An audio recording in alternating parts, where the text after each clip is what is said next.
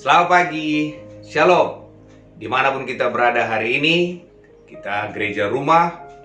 Dan sebelum kita dengarkan firman Tuhan, mari kita berdoa. Bapa yang baik, kami bersyukur, berterima kasih buat kebaikan-Mu.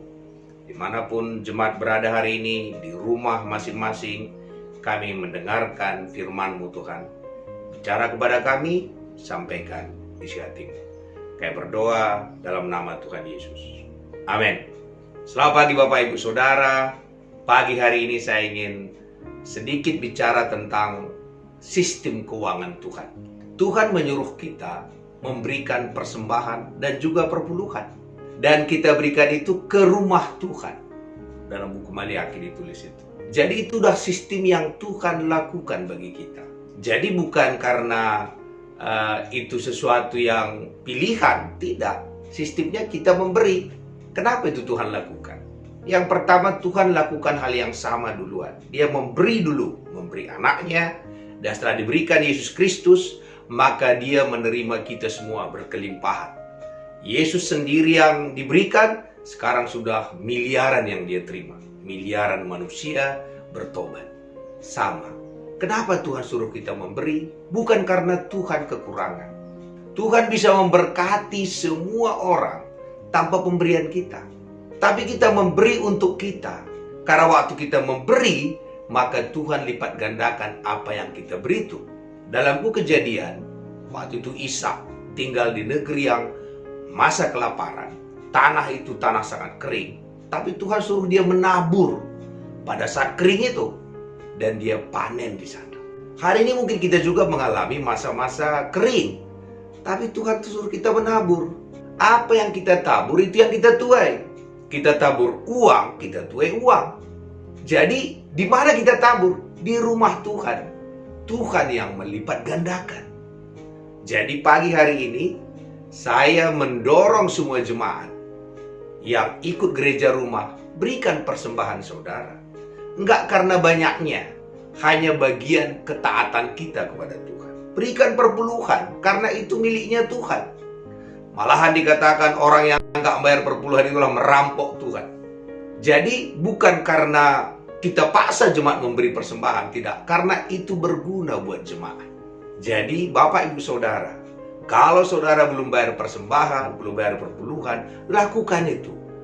Terus kan kami dalam kekurangan, itu bicara soal prioritas. Alkitab mengatakan, di mana hartamu berada, di situ hatimu berada. Jadi waktu kita berikan harta kita kepada Tuhan, maka disitulah hati kita. Jadi cara untuk menarik hati kita kepada Tuhan, beri kepada Tuhan. Jadi waktu kita memberi harta kita, uang kita kepada Tuhan, disitulah hati kita. Karena itu, belajar untuk memberi. Saya dari kuliah suka memberi. Sampai sekarang suka memberi. Sudah menjadi gaya hidup. Jadi Bapak Ibu Saudara, pagi hari ini ambil keputusan memberikan persembahan, memberikan perpuluhan, bukan untuk Tuhan yang nanti jadi bermanfaat itu, tapi untuk kita. Tuhan tak kekurangan apa-apa. Contoh, kenapa kita disuruh menyembah Tuhan? Bukan untuk Tuhan. Banyak ribuan malaikat sudah siap menyembah Tuhan setiap hari. Tapi waktu kita menyembah Tuhan, memberikan pujian penyembahan kita kepada Tuhan, itu buat kita. Supaya kita tidak fokus kepada diri kita. Supaya kita fokus kepada Tuhan. Jadi kita memuji dan menyembah Tuhan. Bagi Tuhan tak berguna. Tuhan tidak kurang pujian. Tuhan bukan kurang penyembah. Kalau kita nggak memuji dia, batu pun bisa dibuatnya memuji dia. Sama. Kenapa kita memberikan kepada Tuhan? Kalau kita tak memberi, dia tetap buat kelimpahan kok gerejanya. Gerejanya tak pernah kurang. Tetapi kita memberi berguna bagi kita. Jadi jalan satu-satunya keluar dari masalah keuangan adalah memberi. Itu prinsip yang Alkitab katakan. Contoh, jalan satu-satunya keluar dari depresi adalah menyembah Tuhan. Kita perhatikan waktu Paulus, dia lagi disesah, masuk penjara, dia lagi kesakitan. Supaya dia bisa keluar dari penjara itu, dia tidak tangisin kesakitan dia. Dia mulai memuji dan menyembah Tuhan. Jadi kita juga keluar dari masalah keuangan kita adalah dengan belajar memberi. Karena itu Bapak Ibu Saudara yang mendengarkan firman Tuhan ini, berikan persembahan kita, berikan perpuluhan kita, karena itu berguna bagi kita. Bagi gereja Tuhan Tuhan akan pelihara. Tetapi kita sendiri, waktu kita lakukan bagian kita juga berlipat kali ganda diberkati Tuhan. Dan Tuhan memberikan contoh, diberikannya yang paling mahal, anaknya sendiri. Waktu kita memberi, pasti ada yang sakit, yaitu uang kita berkurang, dan sebagainya. Tapi itulah bagian pengorbanan kita. Bagaimana Yesus juga melakukan hal yang sama.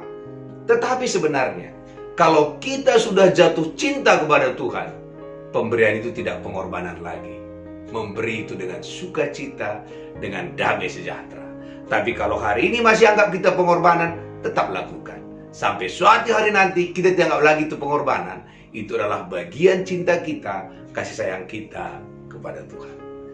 Mari kita berdoa.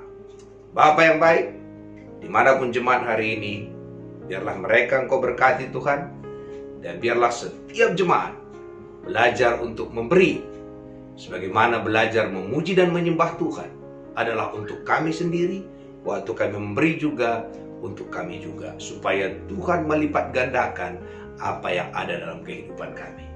Berkati semua jemaat dimanapun berada.